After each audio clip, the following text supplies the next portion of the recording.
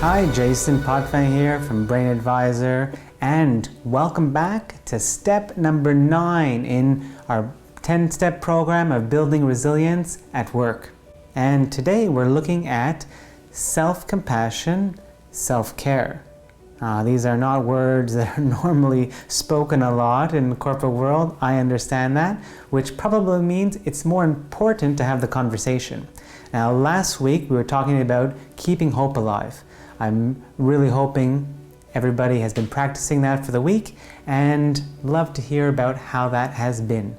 Now, in step 9, as we said, we're going to focus on self-compassion and self-care. Now, even though self-care and self-compassion doesn't come naturally to us, we need to focus on it even more. Why? Consider this a public service announcement. Please, we are emotional human beings. To have been suppressing all of that for so long, it just isn't working, and you can see in offices everywhere where you have toxic environments, you have sick leave, you have disengagement, you have fights. I had a very good teacher friend of mine who explained to me that last week she had to break up a fight between 2 teachers. This does not need to happen. We are not machines. I know a lot of us will work on them all day long and then tapping away, but we actually are organic. Touch. If you prick me, do I not bleed? Practicing self-love and self-care are not fairy tale ideologies. This is a science now we're talking about. Who loves to travel? I do. Actually, I'm leaving in a couple days for a big Europe trip with my partner. Can't wait. Point being, every time I'm on the plane, and I hope everyone has had an opportunity to be on a plane at some point, during the security announcement, you have the oxygen mask comes down. Now this is a classic 101 in self-care. What do they teach you? They tell you in the event of an emergency, put the oxygen mask on yourself before you go to help anyone, even your own child. As confronting as this is to many people, it is psychologically sound advice. We need to make sure we are okay before we can help others. And I truly believe, and probably this is why the research in self-compassion is becoming more and more popular, I truly believe that fell to the wayside in I don't know how many years, but I didn't grow up learning self-care, self-compassion. It was like, deal with it. But at the end of the day, that doesn't work. I mean, sure you can. Of course you can. But then what happens 20, 30, 40, 50 years down the road? In any case, put the oxygen mask on yourself first. You need a stretch. Take a stretch. You need to go to the bathroom. Take a bio break. Don't just sit at your desk for 10 hours because no one told you can go and take care of yourself. You're dehydrated. You can feel it in your tongue. Your tongue probably has ripples all along. I love Chinese integrated medicine for that. Go look at your tongue. Go have a glass of water. Take care. Self-care. That's not even at the compassion level yet. We're going to get there. When I think of self-compassion, one name comes to mind. Actually, a face of a beautiful angel in the research community, Kristin Neff. She's been studying self-compassion and making huge breakthroughs, and honestly, thank you, Kristin, for bringing this. I truly believe this is an essential element of self-development and professional development that needs to be plugged in to the corporate world. Specifically in technology, where I have spent a lot of my time in that industry, because we're not servers, we're not computers, we're not all this tech stuff, and until we get a handle on that, I believe we'll continue to have the challenges that we see in the corporate space. Now, Dr. Neff has brought a lot of spotlight on the research in self-compassion, and it's literally moving people emotionally, of course, and helping them to flourish. Now, I really want to take the time for you to understand some simple practices, so let's get right to practice. First practice on self-care and self-compassion is simple. Treat yourself like a best friend. How would you do that? Once again, we're assuming here that you treat your best friends very nicely. So ask yourself, what do you need, mate? How are you doing? Be good to yourself. Take yourself, if you're single, don't worry about having a date and this and that. I know this is off topic for work, but date yourself.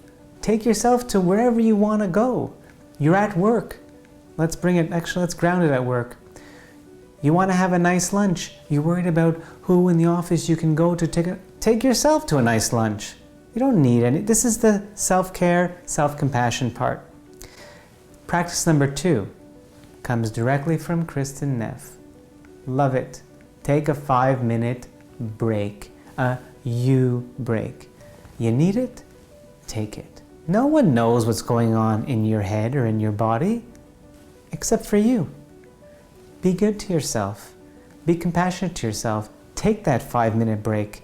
Meditate. Walk. Do 20 push-ups if you want. Whatever you feel you need. This is a part of self-regulation. And for those of you who followed around in the strengths, when we discussed strengths in a previous video or have seen our character strengths survey on our website, self-regulation in North America is one of the lowest strengths because people don't do this. So it's even more important to try this out. Our last practice, reflect and identify on what you really need, not what you think you need in the sense of what people are telling you or what you read in a magazine, or what do you really need at work. And this is powerful also. In quotes, follow what you love, not what you fear. So when you're trying to identify what your needs are at work, do it in a way that is not, I need to get this done because I'm afraid I'm going to lose my job. I get it. That's not going to work. I would like to get this done because I would love to be able to get home early and spend time with my family. Do you see the difference between the love and the fear channels? It might take a bit of time, but with practice, it'll be an easy habit that comes in, and it'll always keep you aligned with yourself at that point and helping you to tap into the self-love and the self-compassion. All right, quick recap. Think of the oxygen mask on the plane. Take care of yourself first so that you can function more optimally. Kind of like treating yourself like a best friend. Practice any of the self-compassion, self-care techniques that we discussed, such as taking a break when you need. Take your 5-minute break, identifying what your real needs are, and have them met by yourself. Don't wait for somebody else. Do it yourself. And last recap, make your decisions out of love, not fear, and that will always put you on the right path. Thank you so much for taking this almost final step in the program. One more to go. Are you excited? At this point, you're pretty resilient. I mean, honestly, I'm hoping that you're spreading this out. I'm hoping that other people are getting excited about learning resilience. I don't know if you remember from the first video, but I've seen too many people burn out. Too many. And it doesn't need to be that way, and this information can totally help develop resilience. Like always, please put your comments in our videos below or on our website. Give us the feedback. We're working these for you, for our audience. We want to make sure that we're putting out quality content. And also, love that everyone likes and shares and subscribes on YouTube and follows on LinkedIn. What more can we ask?